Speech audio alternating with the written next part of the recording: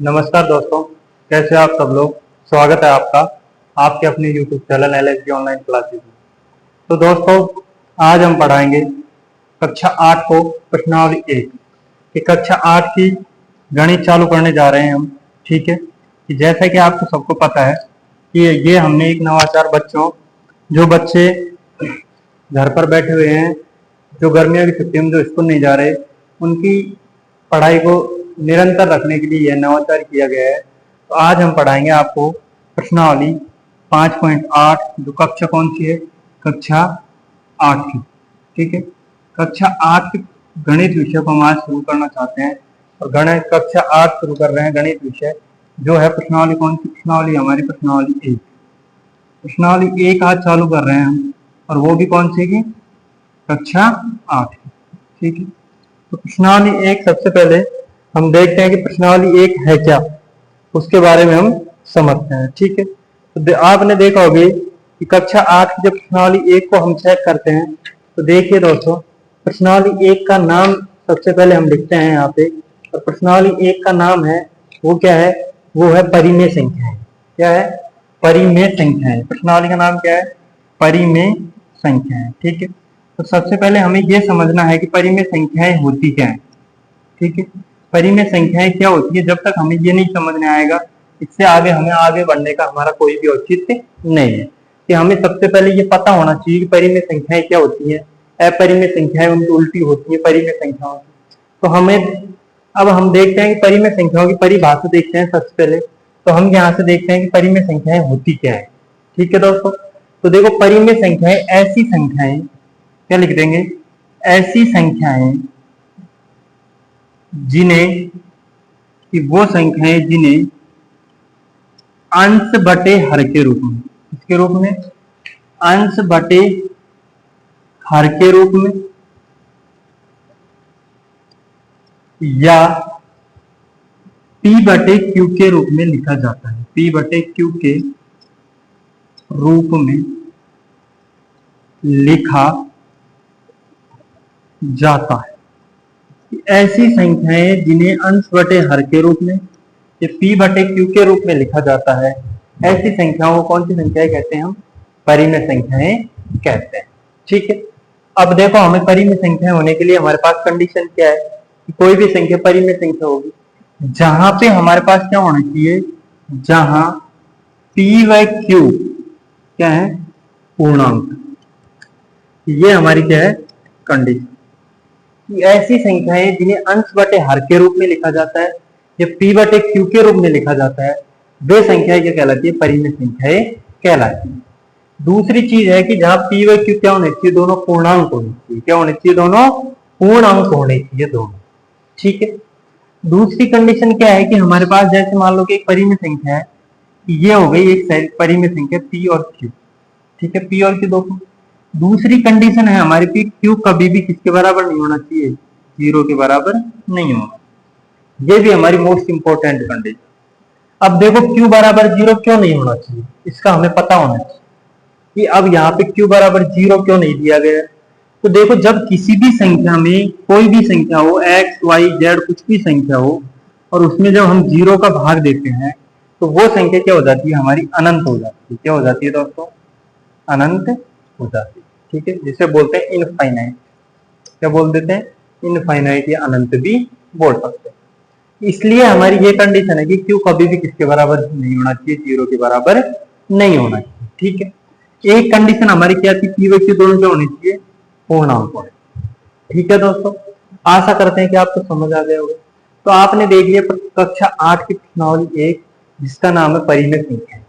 परिमेय संख्याएं क्या कहलाती है, ऐसी संख्याएं जिन्हें p बटे q के रूप में लिखा जाता है, अर्थात अंश बटे हर के रूप में लिखा जाता है, उन संख्याओं क्या कहता है, परिमेय संख्याएं कहते हैं।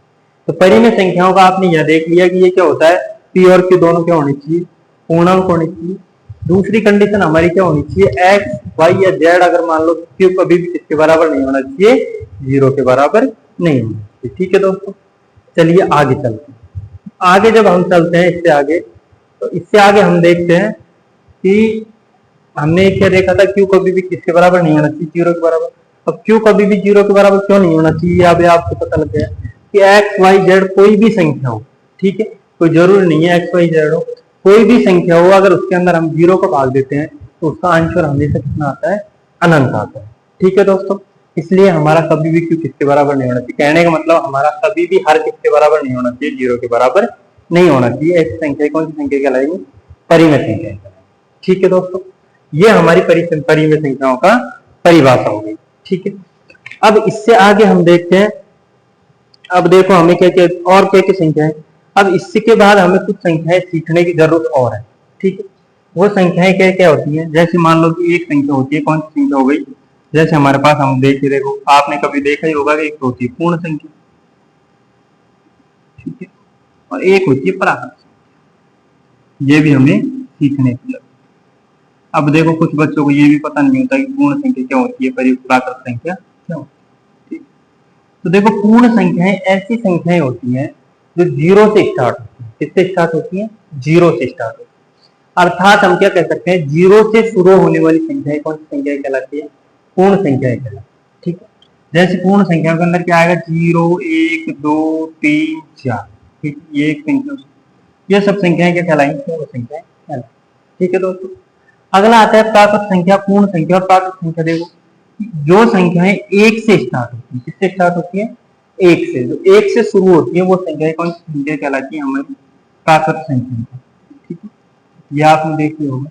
पूर्ण संख्याएं कौन सी हो गई, जो 0 से स्टार्ट होती है। प्राकृत संख्या क्या होती है, जो 1 से स्टार्ट होती है। अब आपने अंतर ही देखो, दोनों में अंतर क्या आ रहा है हमारे, पूर्ण संख्या और प्राकृत संख्या में अंतर क्या आ रहा है, कि पूर्ण संख्या और प्राकृत संख्या में अंतर क्या हो सकता है, कि यदि हम कोई प्राकृत संख्या है, क्या कर दे, कोई प्राकृत संख्या है और उसमें क्या है, प्राकृत संख्या होती है, उसमें क्या होता है, 0 नहीं होता। ठीक, प्राकृत संख्या में क्या होता है, 0 नहीं होता है। और पूर्ण संख्या में क्या होता है, पूर्ण संख्या में कहां से स्टार्ट होती है, 0। पूर्ण संख्या में तो 0 होता है और प्राकृत संख्या में 0 नहीं है। ठीक है, यहां तक मुझे नहीं लगता कि किसी भी दोस्त या किसी भी मित्र को समस्या होगी। ठीक है दोस्तों, चलिए आगे चलते हैं। इससे आशा करते हैं कि आपको यहाँ तक समझ आ रहा होगा, और अगर आपको ये समझ आ रहा है तो वीडियो को लाइक कर दे, चैनल को सब्सक्राइब कर ले, तथा अधिक से अधिक दोस्तों को शेयर करें, जिससे उन तक भी ये पहुंच सके। ठीक है दोस्तों, अब चलिए हम कुछ क्या है, कुछ कंडीशन है कुछ परिमेय संख्याओं की। अब हमें उन संक्रियाएं हैं, उन संक्रियाओं को पढ़ना जरूरी है। ठीक है, क्योंकि ये प्रश्नावली, जो प्रश्नावली 5.1 करेंगे हम, वो संक्रियाओं पे आधारित होगी। किस पे आधारित होगी, संक्रियाओं पे आधारित ही होगी। ठीक है, अब देखो शुरुआत करते हैं हम कौन सी प्रश्नावली, प्रश्नावली 5 तुम्हारी प्रश्नावली 1.1, जो प्रश्नावली 1.1 है उसकी शुरुआत करते हैं।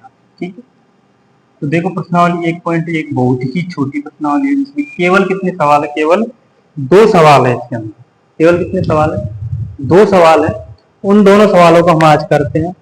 और देखिए, आप अगर ध्यान से देखोगे तो आपको सब कुछ समझ आएगा। ठीक है, तो प्रश्नावली 1.1 का प्रश्न नंबर 1 देख लेते हैं सबसे पहले। तो देखो पहला प्रश्न देखते हैं, पहला प्रश्न क्या है।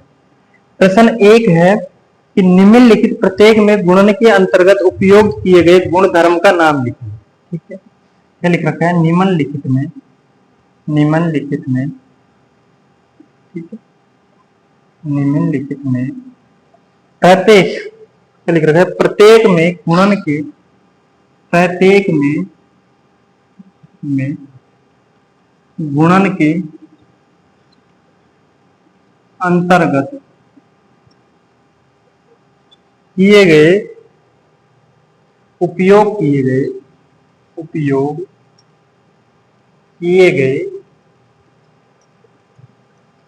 गुणधर्म का नाम, कि जो हमारे यहाँ पे नीचे दे रखे हैं उन सवालों में कौन से गुणधर्म या गुण का प्रयोग किया गया है। गुण का नाम लिखिए, क्या लिखिए, क्या लिखना है, गुण का नाम लिखिए कि कौन से गुण का प्रयोग किया गया। ठीक है दोस्तों, निम्नलिखित में प्रत्येक में गुणन के अंतर्गत उपयोग किए गए गुणधर्म का नाम लिखना है। ठीक है, ये जो सवाल दे रखा है इसके अंदर कौन से गुणधर्म का उपयोग किया गया है। तो देखो इसका पहला सवाल देखते हैं हम सबसे पहले। बहुत इजी प्रश्न आ रहा है और यहाँ से एक सवाल पक्का आता ही है। ठीक है, तो देखिए यहाँ पे था -4/5, क्या दे रखा है -4/5 और उसको गुणा किया गया है कितने से, 1 से। ठीक है, बराबर आगे दे रखा है 1 गुणा, यहाँ क्या दे रखा है तुम्हें -4/5, वापस वही -4/5 दे दिए और बराबर कितना दे रखा है हमें -4/5।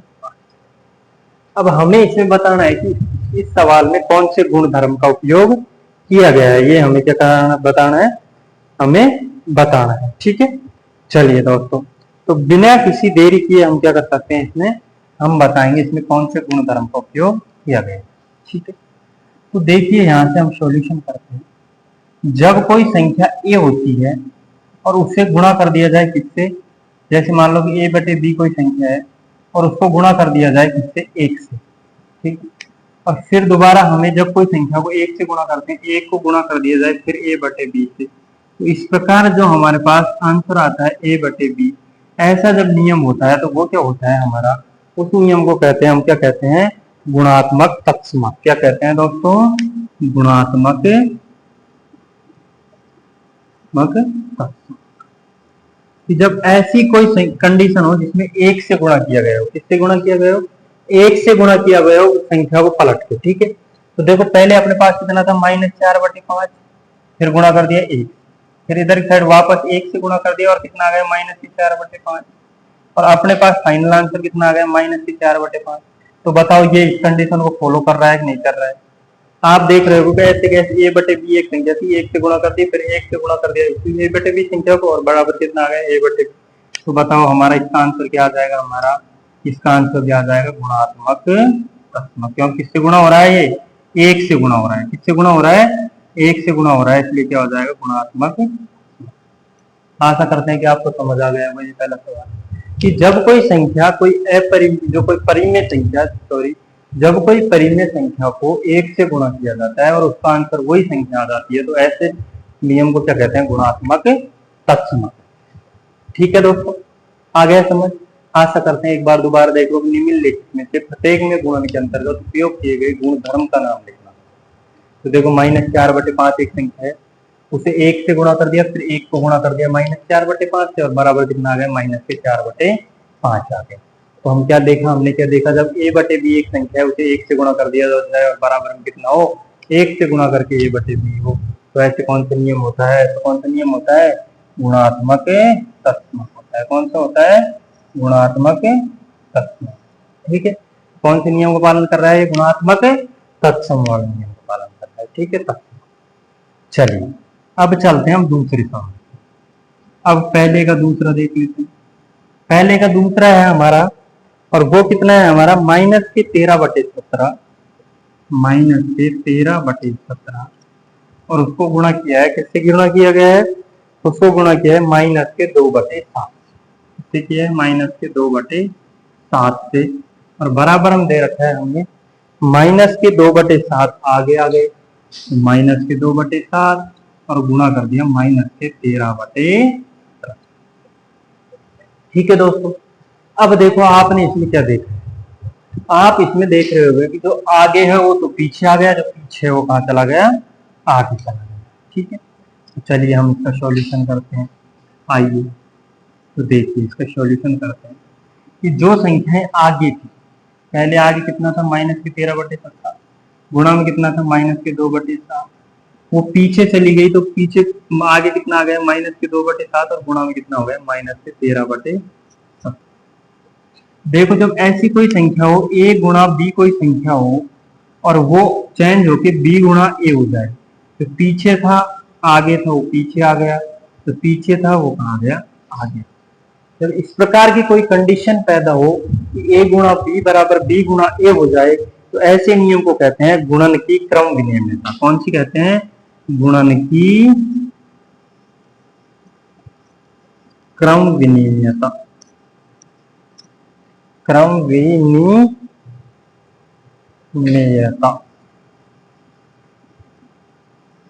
ठीक है, देखो क्रम विनिमयता का मतलब होता है क्रम बदलना।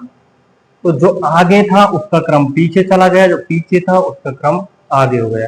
इसलिए और कौन सी कंडीशन फॉलो हो रही है इसके अंदर, तो देखो क्या आ रहा है, गुणा आ रहा है, इसमें भी गुणा आ रहा है, इसमें भी गुणा आ रहा है, इसमें भी आ रहा है, इसलिए क्या हो जाएगा, गुणन की क्रम में जाएगा। आ गया समझ? ठीक है दोस्तों, तो आशा करते हैं कि आपको बखूबी समझ आ रहा है। ठीक है, तो देखो हम क्या किया, हमारे पास कंडीशन की -13/17 गुणा -2/7 था।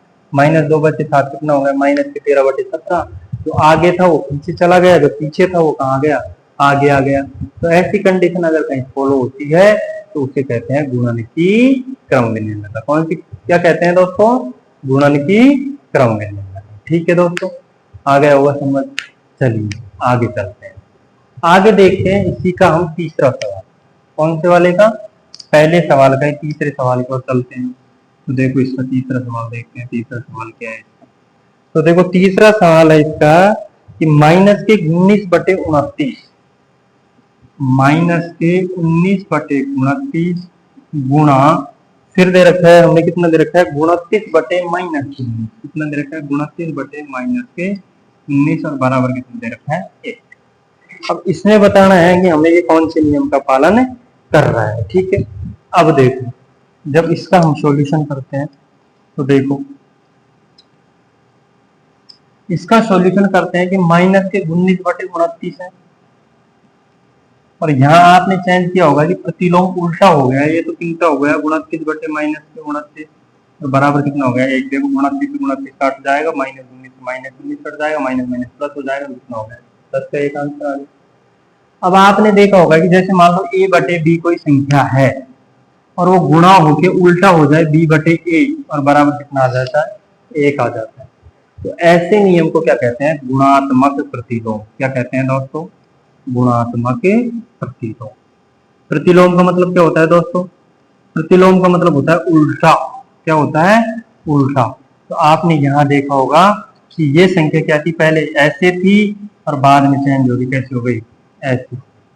ठीक है, इसलिए ये क्या हो जाएगा हमारा, ये हो जाएगा हमारा गुणात्मक प्रतिलोम। क्या हो जाएगा, गुणात्मक प्रतिलोम। बताओ कौन से नियम का पालन कर रहा है ये, गुणात्मक प्रतिलोम नियम का पालन कर रहा है। आ गया समझ। पहले -19/29 था, गुणा हो गया, कितना हो गया, 29/-19 हो गया, और बराबर आंसर कितना आ गया, 1। जब a/b कोई संख्या हो और गुणा में चेंज होके उल्टी हो जाए, प्रतिलोम हो जाए b/a और आंसर में 1 आ जाए, तो ऐसे नियम को कहते हैं गुणात्मक प्रतिलोम। तो बताओ कौन से नियम का पालन कर रहा है ये कर रहा है गुणात्मक प्रतिलोम नियम का पालन कर रहा है। ठीक है दोस्तों, चलिए अब चलते हैं आगे के तीसरे सवाल। कौन सा सवाल, दूसरा।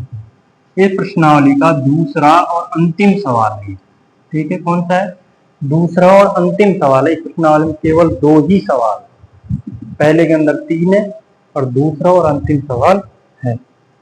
ये क्या है, बताइए कौन से गुणधर्म गुण की सहायता से आप 1/3, क्या दे रखा है कि कौन से गुणधर्म की सहायता से आप 1/3, फिर गुणा दे रखा है, उसके बाद दे रखा है 6 गुणा 4/3, उसके बाद कितना दे रखा है, कोष्टक 6 गुणा 4/3 को 1/3 के रूप में अभिकलित करते हैं, या फिर हम इसे क्या कहते हैं, बराबर में कितना दे रखा है, 1/3 गुणा 6, 1/3 गुणा 6, और इन दोनों में गुणा आ जाए 4/3। ये कौन से नियम का पालन करता है, ये हमें क्या करना है, बताना। ठीक है दोस्तों, चलिए तो हम बताते हैं कौन से नियम का पालन करते हैं। तो देखो ये कितना है, 1/3 है, गुणा है कितना है, 6 गुणा 3/4, बराबर कितना हो गया, 1/3 गुणा तो 6 आ गया, और गुणा में फिर कोष्टक कितना हो गया, 4/3,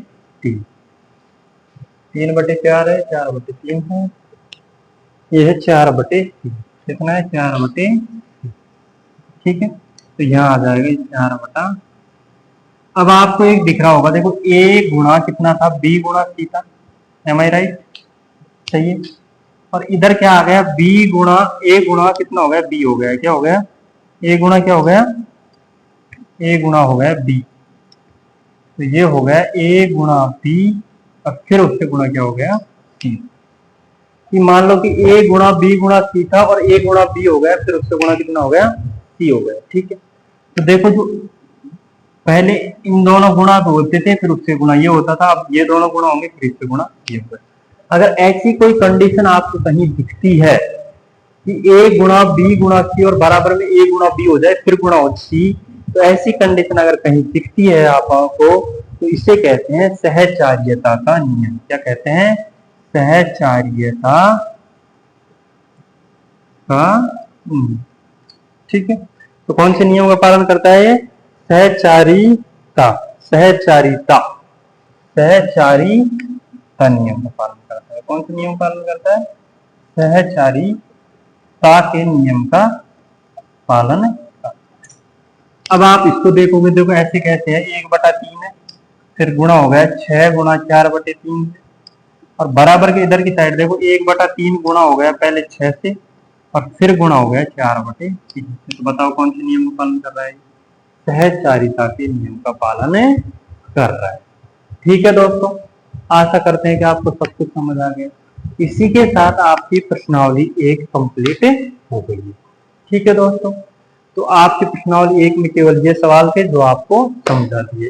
सबसे पहले आपको परिमेय संख्याएं बताई। परिमेय संख्या किसे कहते हैं? जो संख्याएं कितनी होती है p/q के रूप में लिखा जाता है वो संख्याएं परिमेय संख्याएं होती है।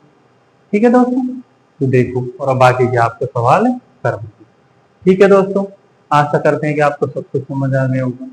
तथा अगर आप किसी मित्र ने, किसी दोस्त ने चैनल को सब्सक्राइब नहीं किया है तो सब्सक्राइब कर ले तथा बेल आइकन को जरूर प्रेस कर ले, जिससे आगे जितनी भी वीडियो आए हमारी वो आपको मिल जाए, जिससे आप पढ़ सके, गर्मियों में घर बैठे बैठे क्लासें ग्रहण कर सके, आपको एक एक सवाल यहाँ पे करवाया जाए।